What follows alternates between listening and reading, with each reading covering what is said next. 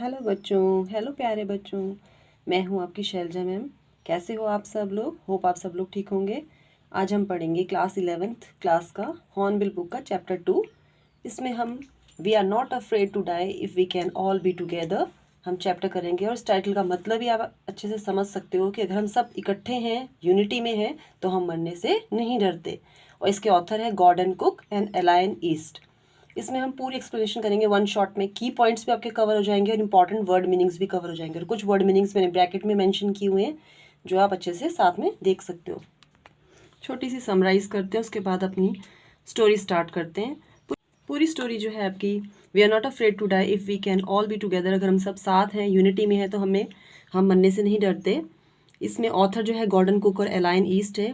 पूरी स्टोरी एक बिजनेसमैन के ऊपर है, गॉर्डन कुक के ऊपर है, और इनकी वाइफ है मैरी, बेटा है जोनाथन, डॉटर है सुजैनी, और 2 क्रू मेंबर को ये साथ में इन्वॉल्व करते हैं। James cook, captain James cook का ये डुप्लीकेट करते हैं, उनको फॉलो करते हैं जिस तरह से उन्होंने पूरी सी वोएज की थी, पूरी जर्नी बाय सी की थी 200 ईयर्स अर्लियर। और स्टार्टिंग में इनका जर्नी बहुत अच्छा रहता है, बाद में ये बहुत सारी प्रॉब्लम्स को झेलते हैं, हम उसको डिटेल में अच्छे से पढ़ेंगे। और लास्ट में ये पूरी प्रॉब्लम्स में बाहर निकलते हैं और स्ट्रगल में से बाहर निकलते हैं, और ये एक साथ होते हैं। इससे ये होता है कि अगर हम सब एक साथ हैं, एकत्रित हैं, इकट्ठे हैं, तो हम कोई भी जंग जीत सकते हैं। Now let's begin the chapter. सबसे पहले हम चैप्टर जब स्टार्ट करेंगे, हमारा सबसे पहला इंपॉर्टेंट की पॉइंट है, इससे आपको स्टोरी भी अच्छे से याद रहेगी और इसको आप अच्छे से समझ लोगे, तब के सारे शॉर्ट लॉन्ग क्वेश्चन आंसर्स इसी के अंदर कवर हो जाएंगे। बाकी मैं आपको नेक्स्ट वीडियो में क्वेश्चन आंसर्स भी इंपॉर्टेंट बताऊंगी, हम उसको भी डिस्कस करेंगे। Preparing for the voyage, voyage के लिए तैयारी करना। वोएज क्या होती है? हमारी जर्नी बाय सी, रिवर और स्पेस, पर यहाँ पे हमारी जर्नी बाय सी है। The writer started his round the round voyage in July 1976। पहली डेट आती है 1976 में। जो राइटर है हमारे गॉर्डन कुक, उन्होंने अपनी जर्नी स्टार्ट की, वोएज स्टार्ट की। Voyage means, I have written the meaning also in the bracket, मैंने ब्रैकेट में मीनिंग लिखा है ताकि आपको अंडरस्टैंड करने में ईजी रहे। जर्नी बाय सी, रिवर और इन स्पेस। यहाँ पे तो स्पेस में नहीं, यहाँ पे हमारी सी, ओशन के थ्रू जर्नी हो रही है 1976 में। His wife Mary, his son Jonathan and his daughter Suzanne also accompanied him.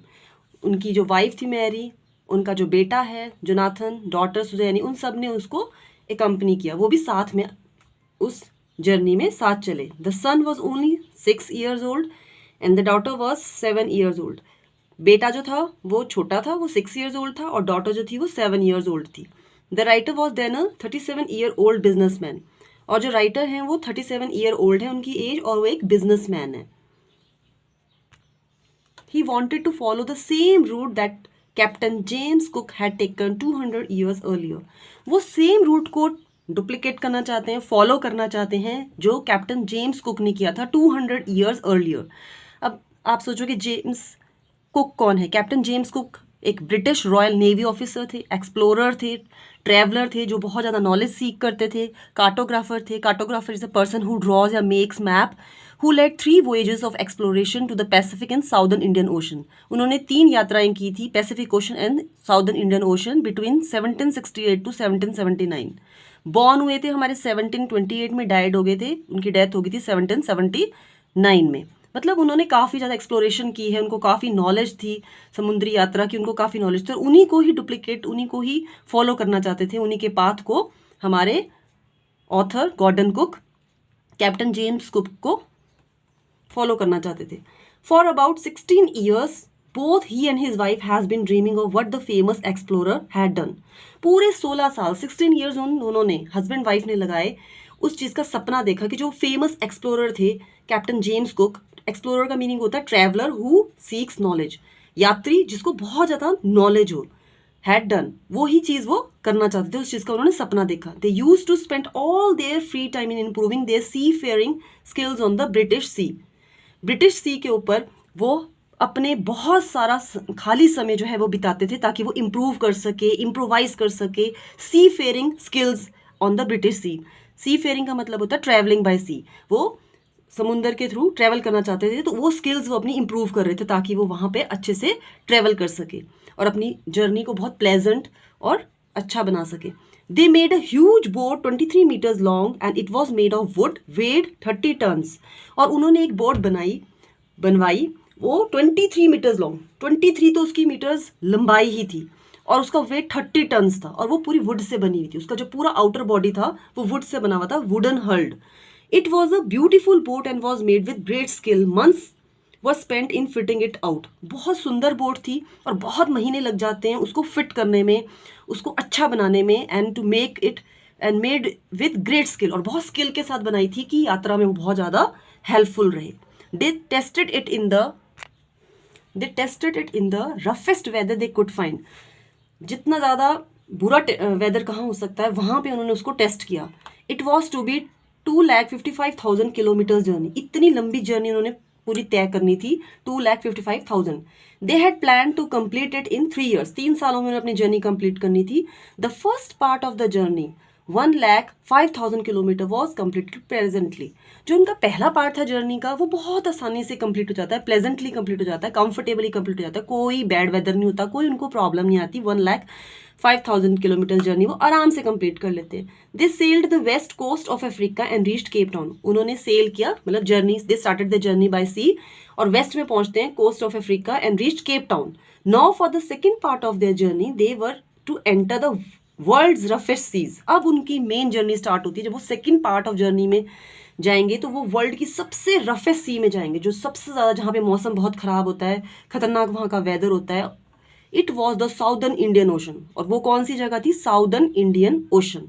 Hair they took 2 crew members to help them. One was Larry Vigil and he was an American. The other was Herb Sigler, he was a Swiss. यहाँ पे वो क्या करते हैं, 2 crew member को अपने साथ ले लेते हैं, 2 क्रू मैन को साथ ले लेते हैं। क्रू मैन कौन होते हैं हमारे? आप मेंबर्स ऑफ क्रू बोल सकते हो, टीम मेंबर्स। 2 एक्स्ट्रा पीपल ले लेते हैं जो उनकी हेल्प करेंगे। एक लैरी विजिल है जो कि एक अमेरिकन है, और दूसरा जो है हर्ब सिगलर है जो कि एक स्विस है, स्विट्जरलैंड से बिलोंग करता है। थोड़ी मैंने यहाँ तक हमने ये स्टोरी पढ़ी। आप में से भी कुछ इंटरेस्टेड होंगे ऐसे सी जर्नी में जाने के लिए, पर ये याद रखना कि ऐसी जगह जाने से पहले बहुत खतरे होते हैं, तो काफ़ी सारे हमें इंतज़ाम करके ही ऐसी जगह पे जाना चाहिए, और अपनी फैमिली के साथ ही जाइए, अकेले तो मत ही जाइए। और जैसे इनकी फैमिली भी एक साथ थी और एकजुट होकर इन्होंने अपनी प्रॉब्लम सॉल्व की, तो आपको भी अपनी पेरेंट्स की बात माननी चाहिए, अच्छे से पढ़ना चाहिए और एकजुट होकर उनको प्राउड फील करवाना चाहिए। अच्छे मार्क्स लीजिए, अच्छे स्टूडेंट बनिए। मार्क्स मैटर नहीं करते हैं, बट हार्ड वर्क बहुत ज़्यादा मैटर करता है। कभी भी ऐसी जगह जाइए तो सेफ्टी के साथ जाइए। Beyond Cape Town, Cape Town के अदर साइड, पार केप टाउन के। It was 2 days after they had started from Cape town. 2 ही दिन बीते थे अभी जब उन्होंने केप टाउन से स्टार्ट किया था। Strong winds began to blow. First part उनका जर्नी का बहुत अच्छा रहता है, प्लेजेंट रहता है। सेकेंड पार्ट जब वो सबसे रफेस्ट सीज में जा रहे हैं, साउदर्न इंडियन ओशन में जा रहे हैं, तो वहाँ 2 क्रू मेंबर उनको मिल जाते हैं, 2 क्रू मैन को वो ज्वाइन कर लेते हैं, ले लेते हैं अपने साथ। अब इससे आगे कैसा रहेगा केप टाउन से आगे? It was 2 days after they had started from Cape Town, strong winds began to blow. Cape Town से जैसे उन्होंने जर्नी आगे के लिए स्टार्ट की, बहुत ज़्यादा हवाएं चलनी स्टार्ट होगी। दे केप्ट ब्लोइंग कॉन्टिन्यूसली, और वो लगातार चल रही थी हवाएं for the next few weeks. ऐसा नहीं था कि एक दिन हवाएं चल रही थी, 2 दिन, कई हफ्ते तक बहुत हवाएं चलती रही, बहुत विंड चलती रही, बहुत मौसम खराब होता रहा। The writer was not worried about Gales. Gales का मतलब होता है स्ट्रॉन्ग विंड्स या स्ट्रॉन्ग, बहुत तूफान आ जाना, बहुत ज़्यादा हवाएं चलनी। But worried him was the size of the waves. Writer जो था वो गेल से, स्ट्रॉन्ग विंड से, स्ट्रॉर्म से, तूफान से, बहुत ज़्यादा हवाओं से नहीं डर रहे थे, वो वेव्स की साइज से डर रहे थे। जो लहरों की साइज था, जो उसकी ऊंचाई थी, लहरें बहुत ऊंची हो रही थी, बहुत ज़्यादा, उसके साइज से उनको डर लग रहा था। They went as high as the main mast. Main mast होता है vertical post in a ship. लहरें इतनी ऊंची थी कि वो मेन जो शिप का पार्ट था उससे भी ऊपर जा रही थी। And they were up to 15 metres, 15 metres की ऊंचाई तक जा रही थी। और December 25 अनदर डेट आती है, they were 3500 kilometre east of Cape Town. Cape Town के ईस्ट में वो जा रहे हैं और 35 किलोमीटर आगे वो चल चुके हैं December 25 को। The weather was terribly bad, बहुत भयंकर तरीके से जो वेदर था, मौसम था, वो खराब हो गया था। Yet they had a Christmas tree and enjoyed Christmas in a wonderful वे। फिर भी उन्होंने, क्रिसमस ट्री था उनके पास, उन्होंने क्रिसमस एंजॉय किया। 25 दिसंबर को क्रिसमस होता है, और बहुत ही वंडरफुल तरीके से, बहुत ही खुशी के साथ उन्होंने क्रिसमस को एंजॉय किया। बेशक वेदर बहुत खराब होता है, वो ज़्यादा चिंता नहीं कर रहे थे। They enjoyed the new year day also, और साथ में उन्होंने न्यू ईयर का डे भी अच्छे से सेलिब्रेट किया। They hope that the weather would change soon, it did change but for the worse. अब उन्होंने ये होप की थी कि वेदर जो है जल्दी से ठीक हो जाएगा। कभी हमारे को कोई परेशानी आ जाए तो हम सोचते ही हैं कि शायद अब ये ठीक हो जाएगा, लॉन्ग टाइम थोड़ी ना चीज़ रहेगी। पर यहाँ पे क्या होता है कि वो सोचते तो हैं कि वेदर ठीक हो जाएगा, but it did change but for the worse. वो बदलता तो है पर वो वर्स के लिए बदलता है, मौसम बहुत ज़्यादा ख़राब हो जाता है। ऑन January 2, अब नेक्स्ट डेट आ गई, there was a huge waves, बहुत बड़ी बड़ी वेव्स थी, बहुत बड़ी बड़ी लहरें जहाज से भी ऊपर जा रही थी। The ship rose to the top of each wave, और शिप जो थी, जहाज जो था, ऊपर तक पहुंच रहा था हर एक वेव के, लहर के। They had put up only a small sail, small sail का मतलब होता है storm jib in, they had put up only a small sail, मतलब storm jib in the front of their ship. Storm jib small sail का meaning होता है कि जब एक स्मॉल सेल उन्होंने लगा दिया था, मतलब जब बहुत ज़्यादा तूफान आ जाता है, बहुत मौसम ख़राब हो जाता है, तो स्मॉल सेल लगाया जाता है in front of the ship, और इसी को हम स्टॉर्म जिब कहते हैं। The screaming sound of the wind was painful to the ears, जो स्क्रीमिंग की आवाज़ थी, विंड की इतनी ज़्यादा आवाज़ आ रही थी, हवाओं की, जैसे ऐसे लग रहा था कोई चीख रहा है, बहुत ज़्यादा पेनफुल थी, वो कानों में बहुत चुभ रही थी। In order to slow down the speed they dropped the storm jib also. अब जो जहाज की स्पीड थी उसको थोड़ा धीमा करने के लिए उन्होंने वो जो स्टॉर्म जिब था, जो स्मॉल सेल लगाया हुआ था, उसको ड्रॉप कर दिया, उसको हटा दिया। They secured everything tightly with mooring rope. अब उन्होंने क्या किया, सारी चीज़ों को अच्छे से सिक्योर कर लिया, परफेक्टली ठीक कर लिया कि कोई प्रॉब्लम ना हो। उन्होंने हर एक चीज़ को, शिप की हर एक चीज़ को बांध लिया mooring रोप से। Rope use to tie every, rope use to tie a ship, एक शिप को बांधने के लिए, सेफली बांधने के लिए यूज़ किया जाता है। They attach life lines to their raft, life rafts. अब उन्होंने क्या किया, लाइफ लाइन्स जो हैं वो भी अटैच कर दी, safety ropes to their life rafts, life saving small boats, जो उनकी लाइफ सेविंग्स, अगर जहाज में कुछ भी प्रॉब्लम हो जाती है तो जहाज को अच्छे से उन्होंने बांध दिया। साथ में छोटी छोटी जो लाइफ राफ्ट्स होती हैं, छोटी छोटी बोट्स होती हैं, और साथ साथ लाइफ लाइन्स, सेफ्टी रोप्स, वो भी बांध दी गई ताकि कुछ भी प्रॉब्लम हो तो सबके पास सेफ्टी की चीज़ें हों, ताकि वो डूबे ना। Then they put on their oilskins, heavy clothes made waterproof by oil. साथ में उन्होंने ऑयल स्किन्स भी रख लिए। ऐसे क्लोथ्स होते हैं ये जो बहुत हैवी होते हैं, क्योंकि ये बने होते, ये वाटर प्रूफ होते हैं, made waterproof by oil, oil को इसमें अंदर डाल के वाटर प्रूफ बनाए जाते हैं ताकि कोई डूबे ना। And life jackets, a jacket that keeps person afloat, life jackets भी रख ली ताकि ऐसी जैकेट जो डूबने से हमें बचाती है। At about 6 PM there was a dreadful silence, 6 बजे बिल्कुल ड्रेडफुल साइलेंस, जैसे बिल्कुल एकदम साइलेंस हो जाता है, ओमिनियस साइलेंस हो जाता है, बिल्कुल शांत हो जाता है। The wind stop blowing and the sky grew dark, अब हवाएं चलनी बंद हो गई, गुम हो गया मौसम, और आसमान बिल्कुल काला पड़ गया, जैसे कि अभी शांति है और बाद में पता नहीं क्या होने वाला है। Then there was a growing roar, roar का मतलब होता है वेरी लाउड वॉइस, गरज की आवाज आती है। A huge cloud was seen close to the back of the ship, ship के पीछे बहुत एक बड़ा सा क्लाउड नजर आ रहा होता है, but it was not a cloud, it was terrible wave, almost twice the height of the other waves. लग रहा था कि क्लाउड है, बट वो क्लाउड नहीं था, वो टेरेबल बहुत बड़ी वेव थी, ऑलमोस्ट ट्वाइस थी वो हाइट में बाकी वेव से। इट अपीयर्ड परफेक्टली वर्टिकल, और सारी जो थी वो वर्टिकल थी, सीधा जहाज के ऊपर को आ रही थी। अब हमने 2 की पॉइंट्स किए हैं, एक तो आपकी हो गई preparing for the voyage and beyond the Cape Town. इन की पॉइंट्स के जरिए आप काफ़ी सारी स्टोरी को अपने दिमाग में याद रख सकते हैं और क्वेश्चन फॉर्म में भी, इसको आंसर फॉर्म में भी फ्रेम कर सकते हैं।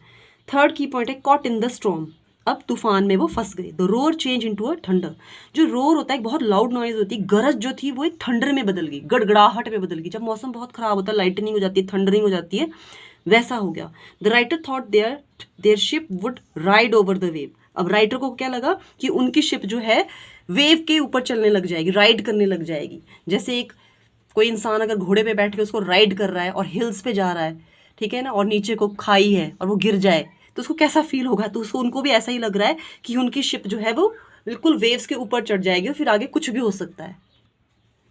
But there was a dreadful explosion that shook the deck, deck होता है हमारे फ्लोर्स, जो जहाज की फ्लोर्स थे वहां पे एक वो एकदम हिल जाते हैं, क्योंकि ड्रेडफुल एक्सप्लोजन होता है, एक भयानक विस्फोट होता है। A torrent of water broke over the ship, torrent का मीनिंग होता है fast flow of water, strong flow of water, बहुत सारा पानी का जो फ्लो होता है वो एकदम से आता है, वो जहाज को तोड़ देता है। ब्रोक ओवर द शिप, मतलब जहाज टूट नहीं जाता है बट उसके ऊपर एकदम से आ जाता है और कुछ हिस्से उसके टूटते भी हैं, नुकसान भी होता है।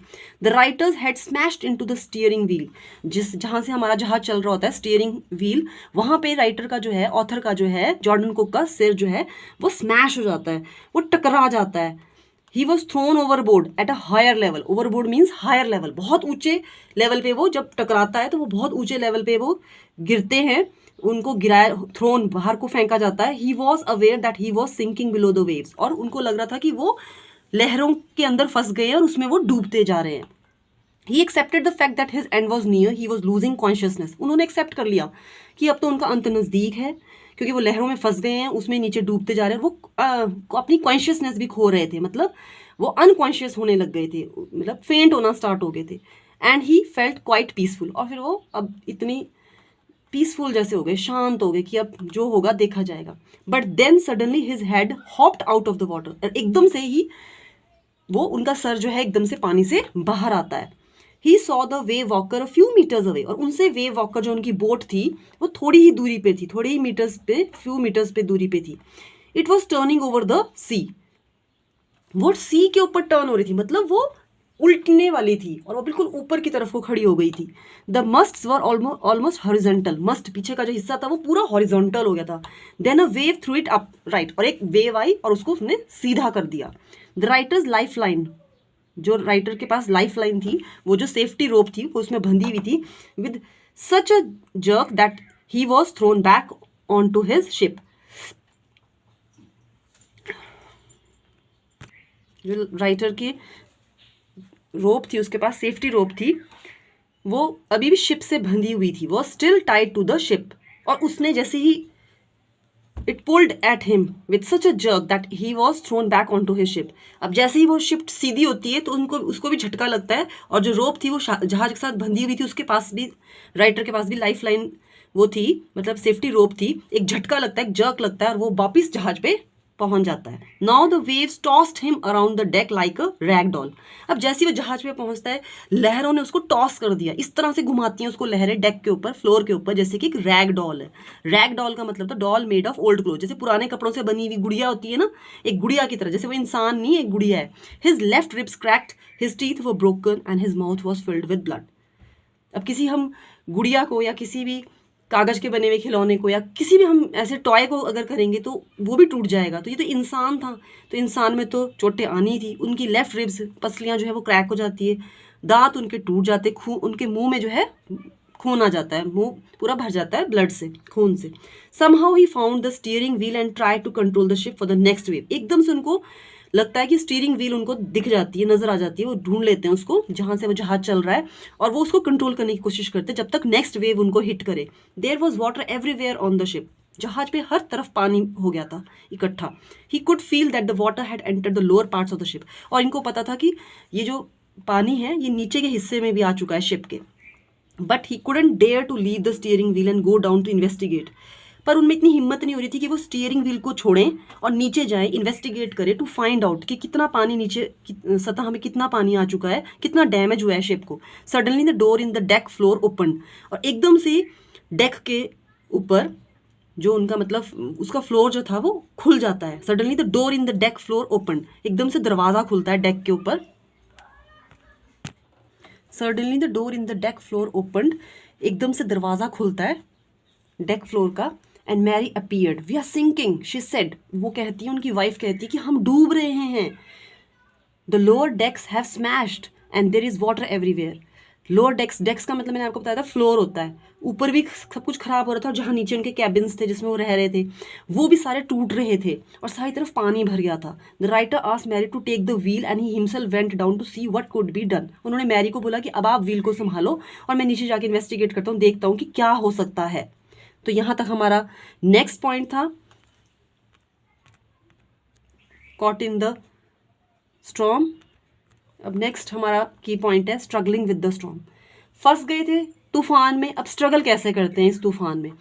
When he went down he saw Larry and Herb trying to pump out the water. जैसे ही वो नीचे जाता है तो वो देखता है कि लैरी और हर्ब जो क्रू मैन थे वो पंप कर रहे हैं, पानी को बाहर निकालने की कोशिश कर रहे हैं। Broken pieces of would were hanging all around.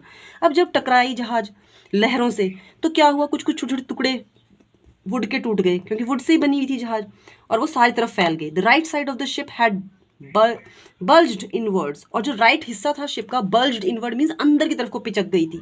Clothes, crockery, charts, tins, toys were floating about in deep water. पानी हो गया था बहुत सारा, गहरा पानी बनने लग गया था, और उसमें सारे कपड़े, क्रॉकरी, चार्ट्स, टिन्स, टॉयज, खिलौने, खाने का सामान, सब कुछ फ्लोट होने लगा, इधर उधर बहने लगा।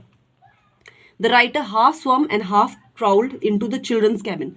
राइटर जो है, ऑथर जो है, गॉर्डन कुक जो है, हाफ स्वैम करते हैं, स्विम करके जाते हैं, स्वैम करके जाते हैं, और आधा क्राउल करके जाते हैं, जैसे छोटे बच्चे क्राउलिंग करते हैं ना, जब आप लोग भी छोटे होंगे तो क्राउलिंग करते होंगे और अपनी मम्मा को तंग करते होंगे। और इनटू द चिल्ड्रंस कैबिन, बच्चों की कैबिन में वो पहुंचते हैं। Are you all right, he asked. Yes they said. वो अपने बच्चों को पूछता हो, वैसे सबको ही चिंता हो जाएगी कि तुम ठीक हो, तो वो बोलते हैं हाँ हम ठीक हैं। But Sue said that her head had been hurt a bit, there was a big bump. अब स्यू जो उनकी डॉटर है, वो बड़ी है, 7 साल की है, वो कहती है कि उसको थोड़ी चोट लगी है, उसका सिर में एक बम्प आ गया है। बम्प का मतलब होता है सोलन, सूज गया है, अबव हर आईज, आंखों के ऊपर। But the writer had no time to attend to it, he had to plug the hole from where the water was gushing in. अब उसके पास कोई टाइम नहीं था कि वो देखे कि क्या हुआ है उसको, उनको जल्दी से फिक्स करना था, प्लग करना था होल को, फिक्स करना था होल को, जहाँ छेद था, जहाँ से बहुत सारा पानी gushing in means coming inside. If that was not done the ship was sure to sink. अगर इस समय पे ये चीज़ नहीं की जाएगी तो जहाज जो है वो पक्का डूब जाएगा। डेब्रीज वो floating around the cabins. Debris का मतलब होता है ब्रोकन और स्कैटर्ड बिट्स, जो छोटी छोटी चीज़ें जहाज में टूट गई थी, लकड़ियाँ टूट गई थी, जो सामान इधर उधर बिखरा था, छोटी छोटी चीज़ें सारे में बिखर गई थी कैबिन्स के इधर उधर। It blocked the hand pumps, और इनकी वजह से क्या हो गया, जो उनके पास इलेक्ट्रिक पंप्स भी थे, हैंड पंप भी थे, और हैंड पंप्स जो है वो ब्लॉक होने लगे, क्योंकि उनमें ये डेब्रीज, ये सारी चीज़ें फंसने लगी। The electric pump was also not working, it had short circuited. Electric pump भी काम करने बंद हो गए, क्योंकि वो शॉर्ट सर्किट हो गई, उनकी वायर खराब हो गई। शॉर्ट सर्किटेड मीन्स उनकी वायर खराब हो गई थी। The water level in the ship was rising थ्रेटनिंगली।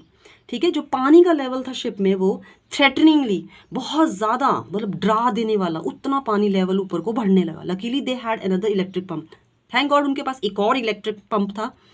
The writer connected it to the out pipe, और राइटर ने उसको कनेक्ट कर दिया बाहर की पाइप के लिए, ताकि बाहर को पानी जो है निकलता है।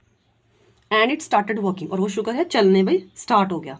He was able to plug in big holes also, और वो साथ साथ आराम आराम से फिक्स करते गए जो बड़े बड़े छेद हो रहे थे, जो भी उनके पास मटेरियल था उससे। द नाइट ड्रैग्ड ऑन, रात निकल गई जैसे कैसे। They had to keep pumping and steering all night, पूरी रात भर उनको स्टीयरिंग, जहाज को चलाते रहना पड़ा, साथ में पानी निकालते रहना पड़ा, जो उनके पास एक्स्ट्रा एक इलेक्ट्रिक पंप था। They sent radio signals for help but there was no reply, उन्होंने रेडियो सिग्नल्स भेजे, मिडे कॉल्स की। मतलब जब मिडे कॉल्स ऐसा होता है कि जब लगे कि अब तो कुछ भी हो सकता है, बहुत ज़्यादा डेंजर हो जाता है, तो ये कॉल्स की जाती हैं, इमरजेंसी कॉल्स कहते हैं इनको। पर वहाँ से कोई रिस्पॉन्स नहीं आता, बिकॉज कोई रिस्पॉन्स नहीं आया वहाँ से। It was not something surprising because they were in the remote corner of the world, और इससे कोई हैरानगी की बात नहीं, वो बहुत remote corner of the world में थे, बहुत ही ऐसी जगह पे थे जहाँ कोई सिग्नल नाम की कोई चीज़ नहीं थी। Sue's head had swollen alarmingly causing worry. अब सू का जो हेड था, बेटी का जो सिर था, वो बहुत सूज गया था। अलार्मिंगली का मतलब होता है कॉजिंग वरी, टेंशन। अब टेंशन हो जाएगी उस चीज़ को लेके कि काफ़ी ज़्यादा हो गया था, मतलब नॉर्मल से ज़्यादा हो जाना। Her eyes looked terribly black and she had a deep cut on her arm, और उसकी आंखें बिल्कुल ही काली सी दिख रही थी, बिल्कुल ब्लैक कलर की दिख रही थी, और आंखें भी उसकी थोड़ी सूज गई थी। And she had a deep cut on her arm, उसकी बाजू में एक गहरा कट लग गया था। When the writer asked why she had not told of her injury, she said, I didn't want to worry you when you were trying to save us all. अब बच्चे भी बहुत समझदारी से काम लेते हैं, पैनिक नहीं हो जाते हैं, कुछ नहीं होते हैं। जब भी कभी ऐसी सिचुएशन में, वैसे तो कोई फंसना ही नहीं चाहिए, पर कभी भी नेचुरल क्लैमिटी की किसी भी सिचुएशन में फंस जाए, या कभी भी लाइफ में किसी भी प्रॉब्लम में फंस जाए, बच्चों सबसे पहले तो अपने पेरेंट्स को प्लीज़ बताइए, वो हर एक प्रॉब्लम का सोल्यूशन आपके लिए ढूंढ देंगे। दूसरी बात, अगर आप कहीं गए हो, ऐसी प्रॉब्लम में फंस जाओ, तो पैनिक नहीं होना है, बहुत शांति से काम लेना है। शांति से काम लेंगे तो हम उस प्रॉब्लम में से बाहर आ सकते हैं, पैनिक करेंगे तो फिर कुछ भी ठीक नहीं हो सकता है।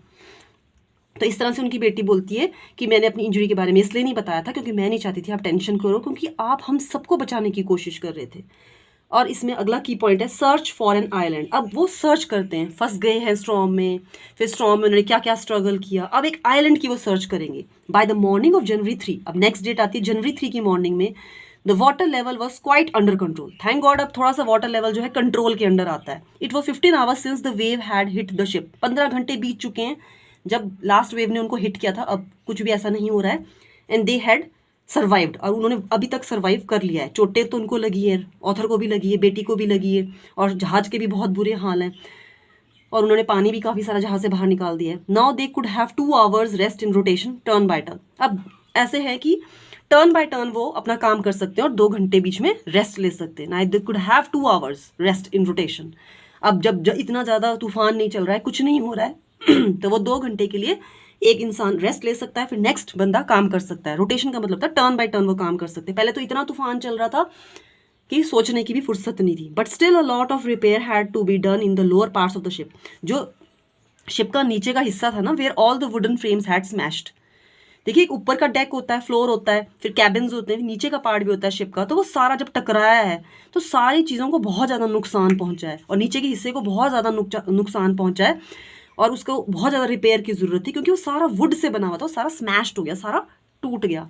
It did not seem possible that wave walker would be able to reach Australia. अब उन्होंने ऑस्ट्रेलिया जाना है, पर उनको पता था कि वेव वॉकर की, उनके जहाज की ऐसी कंडीशन नहीं थी कि वो ऑस्ट्रेलिया तक पहुंच जाए, क्योंकि उसको रिपेयरिंग की जरूरत थी. उन्होंने बहुत ज़्यादा कोशिश कर ली थी रिपेयर करने की, बस उन्होंने अपने जहाज को डूबने से बचा लिया था. The writer checked his chart, उन्होंने अपने चार्ट को चेक किया. He calculated that there was 2 small islands a few 100 kilometres to the east. उन्होंने अपने चार्ट, मैप, सब कुछ चेक किया, पूरी कैलकुलेशंस की, और उन्होंने देखा कि 2 छोटे छोटे आइलैंड जो है 100 किलोमीटर्स की दूरी पे ईस्ट पे है. One of them was Amsterdam, एक आइलैंड वहां पे था. Now their only hope was, अब उनकी वही एक आइलैंड एक होप थी. Amsterdam island was the only hope for them to reach the spots in the vast ocean. मतलब इतने बड़े समुंदर में छोटे छोटे वो आइलैंड, एक स्पॉट की तरह, एक चिन्ह की तरह, एक निशान की तरह, कि वहां वो पहुंच जाए. But that could be possible only if the wind stopped and they could put up the sail. ये तभी पॉसिबल होगा जब, अभी भी हवाएं चल रही हैं पर उतनी नहीं चल रही है, कि हवाएं जब रुक जाएगी और वो अपने सेल को लगा देंगे. इट वॉज जनवरी 4 का दिन स्टार्ट होता है. They had been pumping water continuously for 36 hours. Now only a few centimetres of water was left. अब ऐसा था कि भयंकर तूफान नहीं आ रहा था, थोड़ी बहुत हवाएं चल रही थी, और उनको पूरी रात हो गई थी. कॉन्टिन्यूसली उन्होंने 36 आवर्स तक पंपिंग करते रहे, टर्न बाय टर्न रेस्ट लेके. नाउ ओनली फ्यू सेंटीमीटर्स पानी जो है वो बचा था जहाज पे. They could not put any sail on the main mast, और वो अपना सेल नहीं लगा पा रहे थे मेन मस्ट पे, जहाज पे. The pressure could tear apart the damage ship. अगर वो सेल को लगा देंगे, आगे लगाया जाता है सेल, एक ट्रायंगुलर उसमें होता है, शेप में होता है, small triangular sail use in the front में यूज किया जाता है. फिर एक पोल भी होता है जो उसको होल्ड करता है. तो वो अपना सेल नहीं लगा पा रहे थे क्योंकि इतना प्रेशर पड़ेगा कि जहाज ही टूट जाएगा, जहाज ही फट जाएगा. So they hoisted only the storm jib, small triangular sail use in the front, and started for where they thought the 2 islands were. So they hosted only the storm jib. Storm jib का मतलब होता है small triangular sail used in the front. छोटा सा triangular cell होता है, front में use किया जाता है जब बहुत तूफान वगैरह आ जाए तो उसके लिए उसको यूज़ किया जाता है. उन्होंने इसी को ही यूज़ करना प्रेफर किया. And started for where they thought the 2 island were, और वहाँ से आगे अपनी जर्नी स्टार्ट की जहाँ पे 2 आइलैंड्स हैं. Mary found some corned beef and biscuits for them. They had their first meal in almost 2 days. 2 दिन के बाद उन्होंने पहली मील खाई, और उसमें उन्होंने क्या खाया? कॉर्न्ड बीफ खाई, मतलब प्रिजर्व्ड मीट होता है जिसमें नमक लगाया हो, ख़राब ना होए. बिस्किट्स खाए, बेक्ड ब्रेड, बस ये चीज़ें उन्होंने खाई. अब हमारा नेक्स्ट की पॉइंट आता है, we are not afraid to die. मरने से हम नहीं डरते. अभी भी वो आइलैंड पे पहुंचे नहीं. The sense of relief was short-lived. At 4 p.m. black clouds began to build up behind them. थोड़ी ही देर के लिए रिलीफ रहता है, उसके बाद 4 बजे जो है काले बादल फिर से आने स्टार्ट हो जाते हैं. The wind became stormy and the waves rose higher. हवाएं बहुत ही ज़्यादा तूफानी हो जाती हैं और लहरें बहुत ही ऊंची होने स्टार्ट हो जाती है. The weather continued to deteriorate throughout the night. Weather पूरी रात भर खराब होता रहा. By dawn means morning. On January 5, अब नेक्स्ट डेट आ गई January 5, the situation was again very horrible. अब सुबह के टाइम January 5 सिचुएशन बहुत ज़्यादा ख़राब हो जाती है, हॉरेबल हो जाती है. रात भर मौसम बहुत ख़राब रहा. The writer went in to comfort the children. John asked daddy, are we going to die? Writer author अंदर जाता है बच्चों को कंफर्ट करने के लिए, बच्चों को सहानुभूति देने के लिए, और उनका बेटा पूछता है जॉन कि हम मरने वाले हैं। The writer try to assure him that they would succeed in their efforts.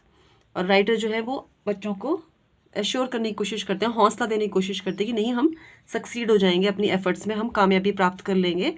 Eight this the boy said, daddy we are not afraid of dying if we can all be together. बच्चा बड़ी हिम्मत दिखा के कहता है कि पापा आप बिल्कुल भी टेंशन मत करो, डैडी यू डोंट वरी, हम अगर इकट्ठे हैं तो हमें मरने से डर नहीं लगता। We are not afraid of dying if we can all be together. अगर हम एक साथ हैं सारे तो हम इस प्रॉब्लम में से बाहर निकाल जाएंगे और हमें मरने से डर नहीं लगता है। You and mummy, Sue and I, उस सबको किसको कह रहा है? अपने आप को, मम्मी को और उसकी बहन को, और साथ में अपने पापा को, साथ में उनके 2 क्रू मेंबर भी हैं। The writer could find no words to answer, author के पास कोई शब्द नहीं है इस क्वेश्चन का आंसर देने के लिए। He determined strong will to fight the sea with everything he had.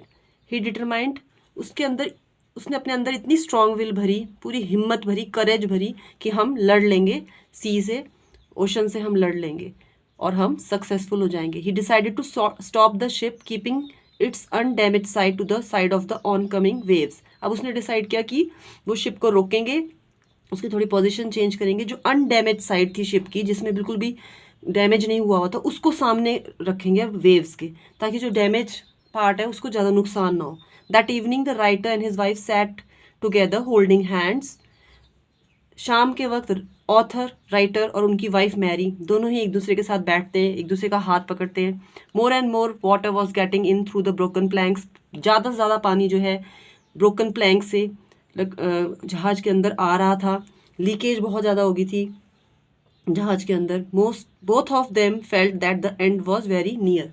दोनों को ही लग रहा था कि हमारा एंड जो है वो बहुत ही नज़दीक है, अब हमारे को कुछ भी हो सकता है। फिर इसमें नेक्स्ट की पॉइंट है a ray of hope. By the morning of January 6, अब नेक्स्ट आ गया इसमें जनवरी 6 की मॉर्निंग में wave walker had come out of the storm. Wave walker जो उनका जहाज था वो तूफान में से बाहर आ गया। The wind had eased. The writer went in the chart room and made a study. अब विंड जो है थोड़ी ईज्ड हो गई है, थोड़ी सी बंद हो गई है, और राइटर चार्ट रूम में जाते हैं जहाँ पे वो थोड़ा सा चार्ट्स को देख के, मैप्स को देख के स्टडी करते हैं, और ही डू सम कैलकुलेशंस, और कुछ कैलकुलेशंस करते हैं। The best he could know was that in 1,50,000 kilometres wide ocean they were looking for a 65 kilometre wide island. सबसे अच्छी चीज़ ये थी कि 1,50,000 किलोमीटर्स के बड़े ओशन में, वाइड ओशन में, वो एक ऐसे आइलैंड को ढूंढ रहे हैं जो 65 किलोमीटर दूरी पे है। They were looking for a 65 kilometre wide island. 65 kilometre wide island था वो। While the writer and his wife were making calculations, Sue moved painfully up to him. जब तक राइटर और उसकी वाइफ कैलकुलेशंस करते हैं, हिसाब किताब लगाते हैं कि हम कितना दूर है हमारे से आइलैंड, तो सू उनके पास पेनफुली आती है, बहुत ही उसको दर्द हो रहा होता है। The left side of her head was now very swollen. Left side का जो उसका सिर था वो बहुत ज़्यादा सूज गया था। Her black and eyes were narrow to slits and a deep cut on her arm. उसकी बाजू में भी एक डीप कट था और उसकी आंखें बहुत काली हो गई थी और बिल्कुल सूज गई थी। Sue gave the writer a card she had made. On it was written, oh how I love you both. So this card is to say that you and let's hope for the best.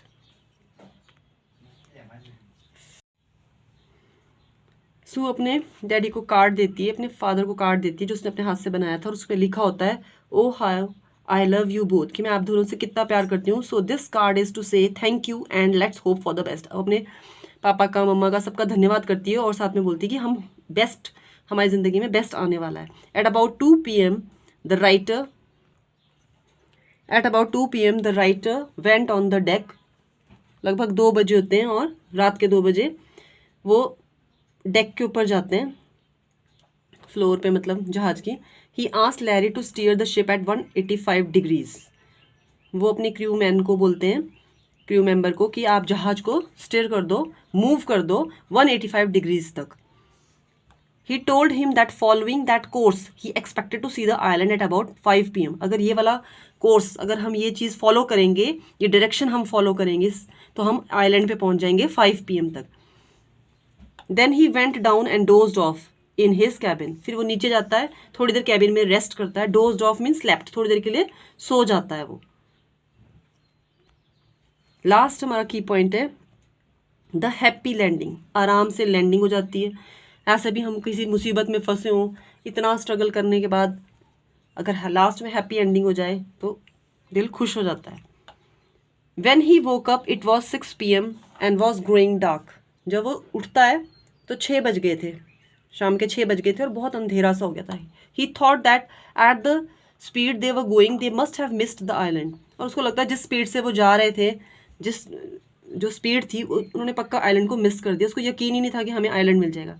Just then John came there, Sue was right behind him, उनका बेटा वहाँ पे आता है और उनकी बेटी सू जो होती है उसके पीछे ही खड़ी होती है। Can I have a hug, John asked, वो अपने पापा को बोलता है क्या मैं आपको गले लगा सकता हूँ। बेटा बोलता है why I am getting a hug now, the writer asked, मुझे हग क्यों मिल रहा है इस टाइम, मेरे को गले से क्यों लगाया जा रहा है। राइटर उससे पूछता है because you are the best daddy in the whole world and the best captain, replied John. John उनका बेटा बोलता है क्योंकि आप सबसे अच्छे डैडी हो इस दुनिया में और सबसे अच्छे कैप्टन हो। Not today John, I am afraid, said the writer. Writer बोलते हैं कि जॉन आज ये मजाक मत करो, आज मैं बहुत डरा हुआ हूँ। Why you must be sad Sue, you have found the island. उनकी बेटी एकदम से बोलती है कि आप क्यों सैड हो रहे हो, आप क्यों दुखी हो, हमें आइलैंड मिल गया है, हमने आइलैंड फाइंड कर लिया है। वट, द ऑथर शाउटेड, वो इतने मतलब सरप्राइज हो जाते हैं कि वो शाउट करने लग जाते हैं। It's out there in front of us, said the two together, उन्होंने बोला कि ये वो बिल्कुल हमारे सामने है, दोनों बच्चों ने एक साथ बोला। The writer went running to the deck, writer जो है ऑथर जो है भागते हुए डेक के ऊपर जाते हैं। He could see the complete outline of the island of Amsterdam, वो पूरी बाहर से पूरी आउटलाइन देख पा रहे थे आइलैंड की। एम्स्टर्डम बाहर का पूरा व्यू देख पा रहे थे आइलैंड का। It was only a dull piece of volcanic rock, एक ऐसा ज्वालामुखी का एक सूखा हुआ सा टुकड़ा जैसा लग रहा था। There was little vegetation on it, बहुत ही कम ग्रीनरी थी वहाँ पे, बहुत ही कम पेड़ पौधे थे। But to him it was the most beautiful island in the world, पर उनके लिए वो सबसे सुंदर आइलैंड था वर्ल्ड का, क्योंकि इतनी मुश्किलों के बाद उनको अपने लिए एक सुरक्षित जगह मिली थी। दे एंकर्ड ऑफ शोर फॉर द नाइट, उन्होंने जहाज को किनारे पे लगाया, लंगर डाल दिया।